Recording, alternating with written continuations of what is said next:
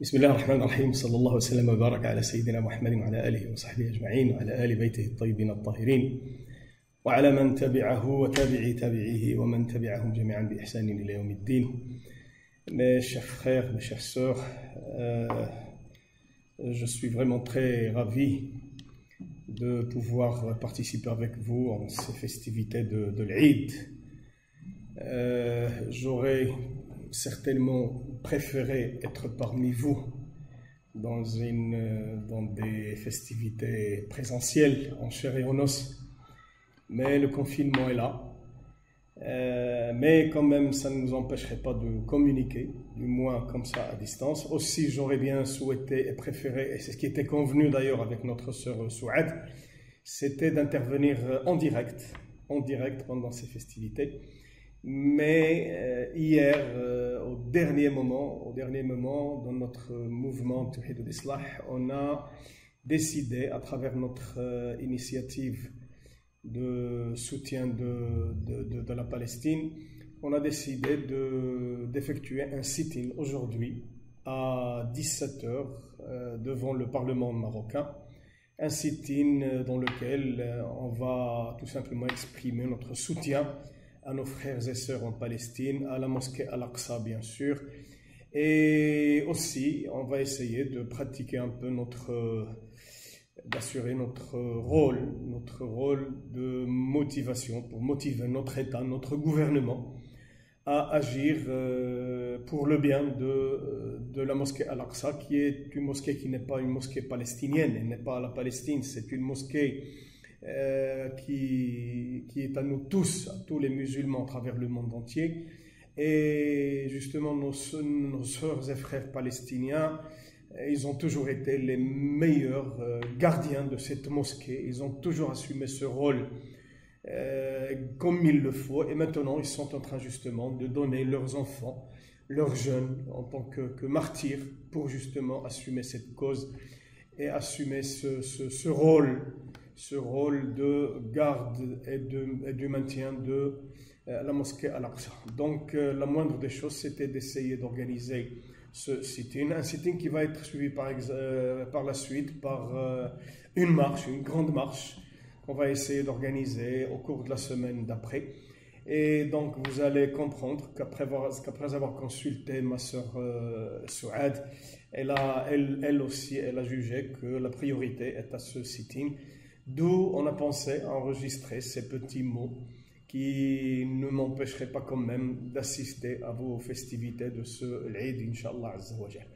Alors, après ces excuses, je commencerai bien sûr aussi par vous motiver vous-même, de ne pas hésiter à participer à tout ce que les collectifs, les associations dans vos pays puissent entretenir justement pour soutenir les efforts entretenus par nos frères et sœurs en Palestine, que ce soit à Gaza, que ce soit à Al-Quds, que ce soit à toutes les autres circonférences des terres occupées. Donc n'hésitez pas, parce que c'est la moindre des choses. Le jour de la résurrection, on aura certainement tous une question à laquelle on va devoir répondre, c'est qu'avez-vous fait pour sauver votre mosquée Al-Aqsa? Qu'avez-vous fait pour soutenir les martyrs d'Al-Aqsa, les martyrs de toute la Palestine? Et on devrait donc préparer une réponse. Donc n'hésitez pas à participer. Bien sûr, après vous êtes consultés entre vous, bien sûr, à toutes les démarches passives qui seront entretenues dans ce sens, Inch'Allah Ta'ala. Alors, quant à l'Eid, quant au Ramadan, je me vois dans l'obligation de me rappeler à moi-même et de vous rappeler à vous tous qu'il y a juste quelques semaines avant le Ramadan, tous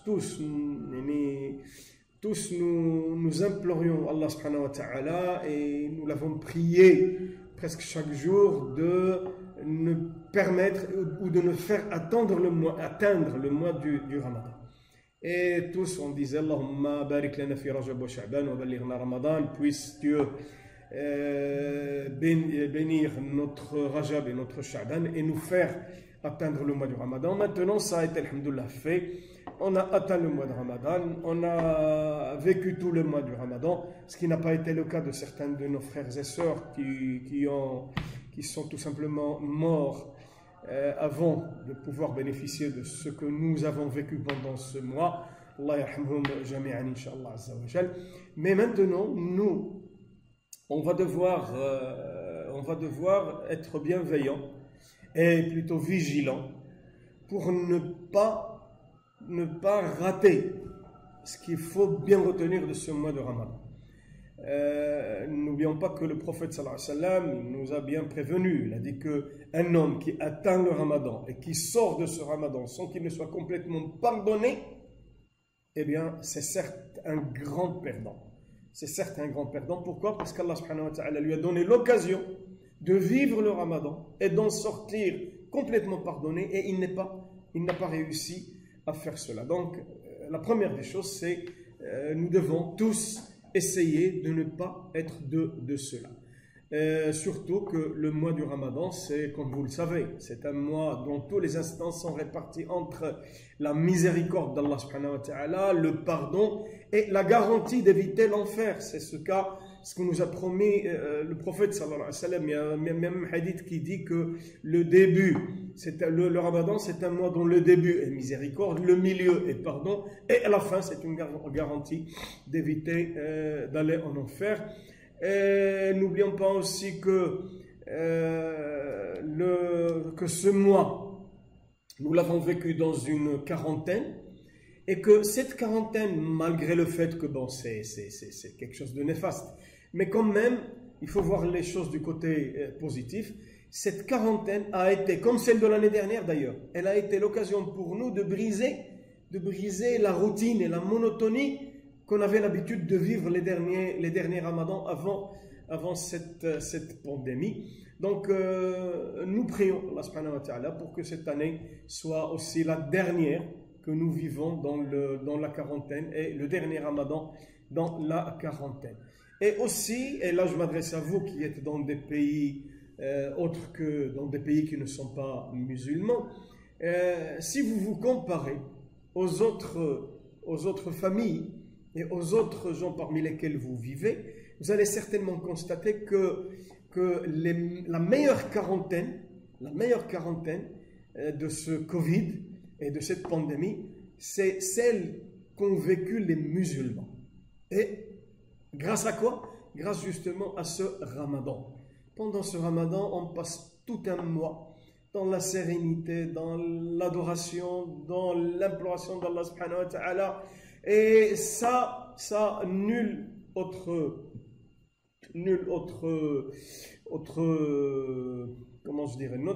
communauté ne peut vivre ce qu'ont vécu les musulmans pendant ce mois, alors que les autres sont dans la routine, dans le stress, dans la dépression nerveuse, justement à cause de cette pandémie. Alors, comment sortir de ce Ramadan certifié et diplômé? N'oublions pas qu'avant tout, le Ramadan, c'est une école, c'est un centre de formation, c'est une école de recyclage. Mais un recyclage qui ne nécessite pas 2 années, 3 années de formation, mais tout simplement un mois est suffisant pour se recycler, justement. Alors, est-ce que nous avons pu, justement, obtenir nos certificats, nos diplômes à la sortie de ce mois de Ramadan, qui est en réalité aussi un mois d'adoration et non pas, surtout pas, un mois de nourriture et de boisson.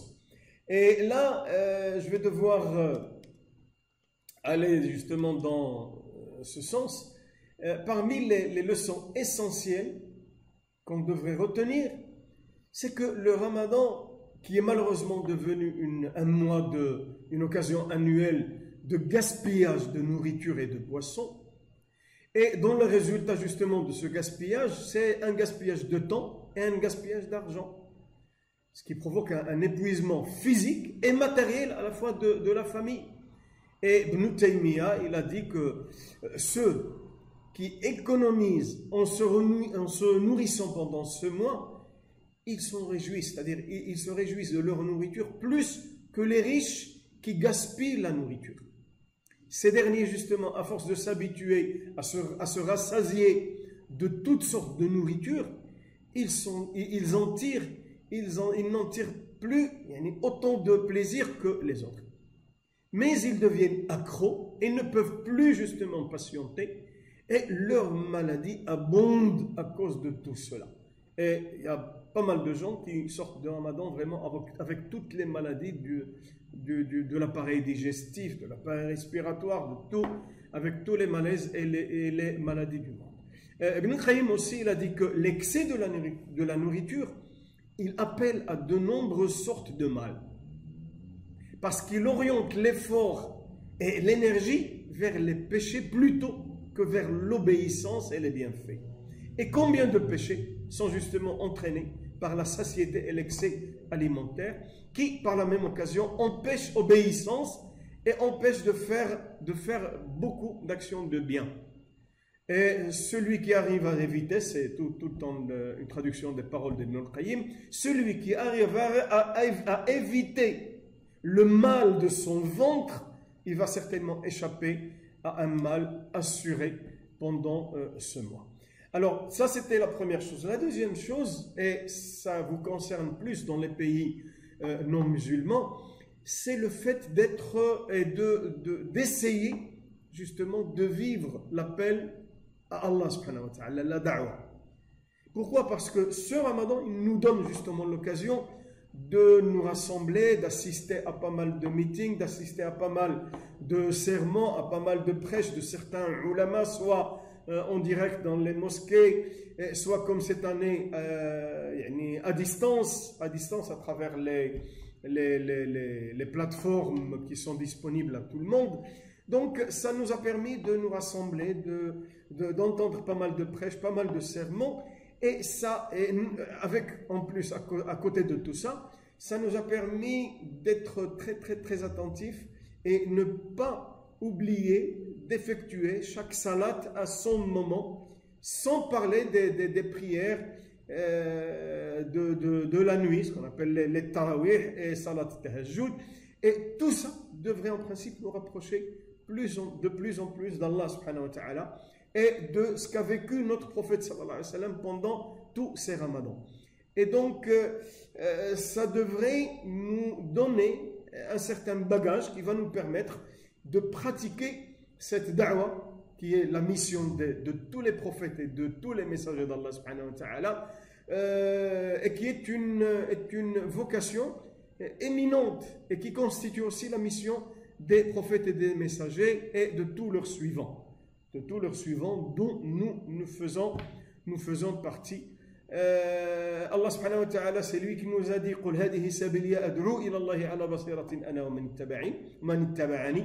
Dis, voici ma voix, j'appelle les gens à la religion d'Allah, voir moi et ceux qui me suivent. Et donc, ça va être l'occasion pour nous, après tout un mois de recyclage, tout un mois de sagesse, tout un mois de lecture du Coran pendant ce Ramadan, chacun de nous a au moins eu l'occasion de relire tout son Coran depuis le Hamdo jusqu'à Nas. Et c'est vraiment quelque chose de très très très très bien. Donc cette da'wa, ce mois, il a été là pour nous rappeler que la da'wa est aussi une obligation collective. D'accord? C'est une charge qui nous incombe tous et toutes. Tous et toutes. Chacun de nous doit acquérir le savoir indispensable pour être efficace. Bien sûr, quand on dit le savoir efficace, notre prophète sallallahu alayhi wa sallam, il nous a dit Ballighu anni walaw aya. Transmettez de ma part ne serait-ce qu'un seul verset du Coran. Et ça, je suis sûr que chacun de nous en est capable de transmettre un verset du Coran à tous ses amis, ses camarades, ses partenaires de travail, ses voisins, etc. Et de la façon qu'il faut.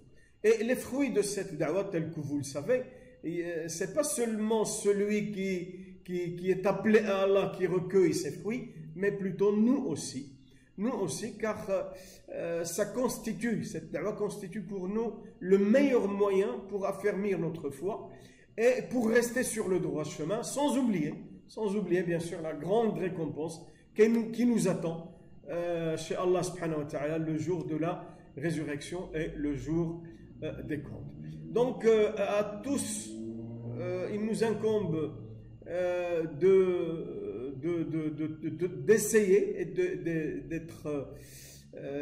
d'être justement là pour pratiquer cette da'wa à Allah subhanahu wa ta'ala, bien sûr par nos paroles, par nos actes, par nos comportements, par les valeurs morales que nous essayons de véhiculer dans la société, et bien sûr chacun selon sa capacité et selon ses compétences. Mais le but, c'est de donner une image exemplaire de l'islam, de donner de cet islam, de notre religion, de donner de notre islam l'image qui lui correspond vraiment.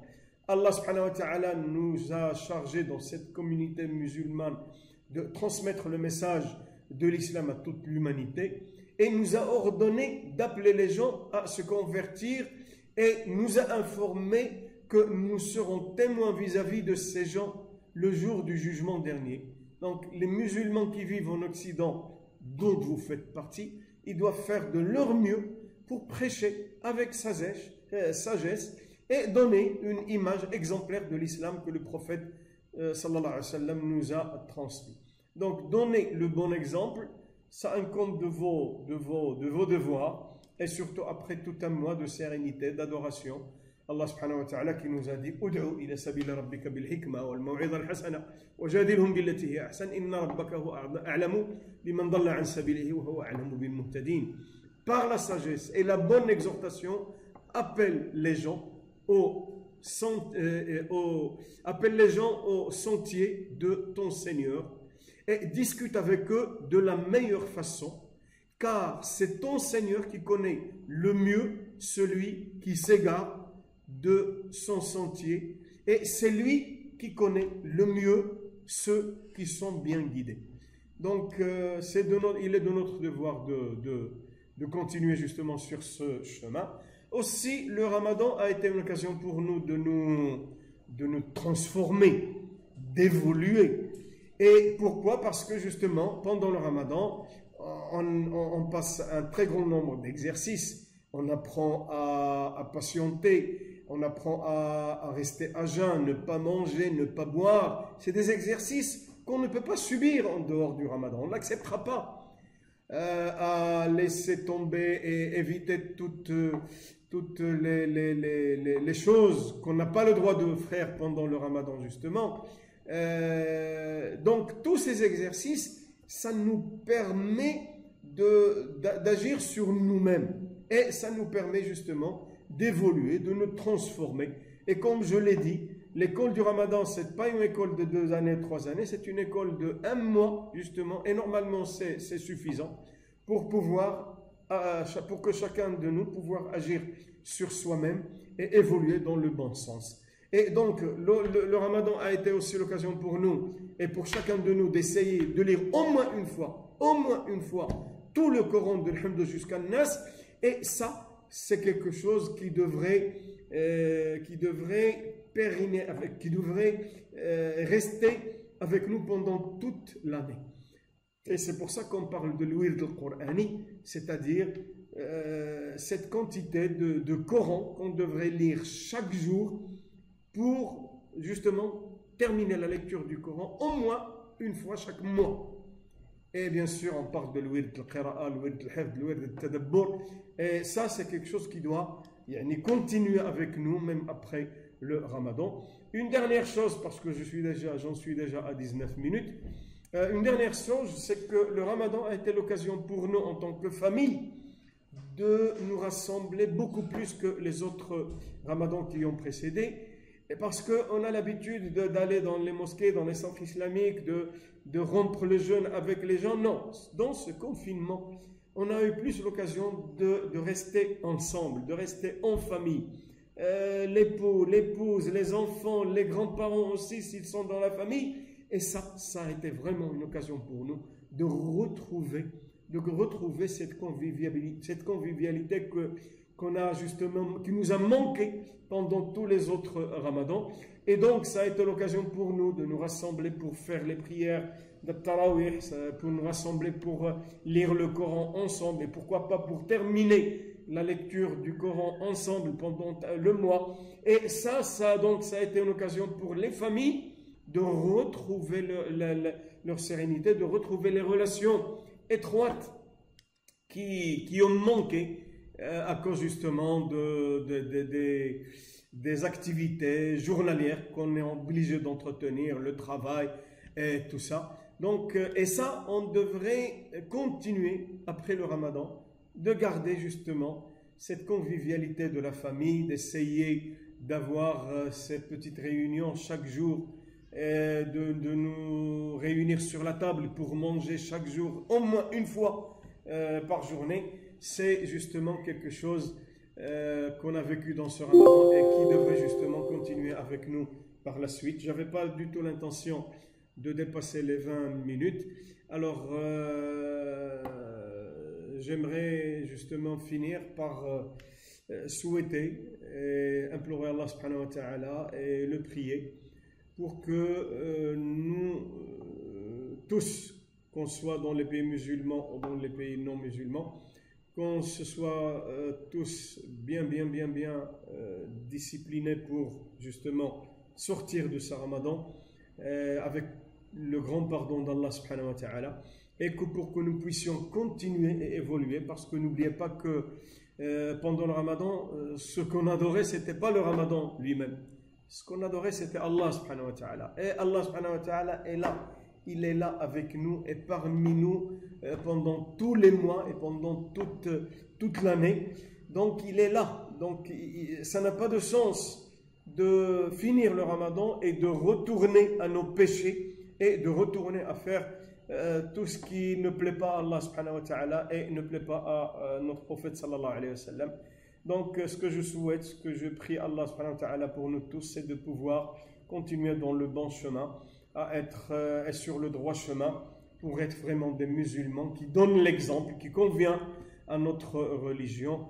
Et Allah subhanahu wa ta'ala qui a pu nous réunir, même à distance pendant ces petits instants, il est capable, Inch'Allah, de nous réunir dans l'au-delà, avec notre prophète sallallahu alayhi wa sallam, avec nos parents, avec tous les musulmans qui nous ont précédés, et puisse Allah subhanahu wa ta'ala nous rassembler dans le plus prestigieux de ces paradis. Inch'Allah ta'ala, aqulu qawli hada wa astaghfirullah lakum jami'an muslimin. Alhamdulillahi rabbil alamin. Assalamu alaikum wa rahmatullahi wa barakatuh.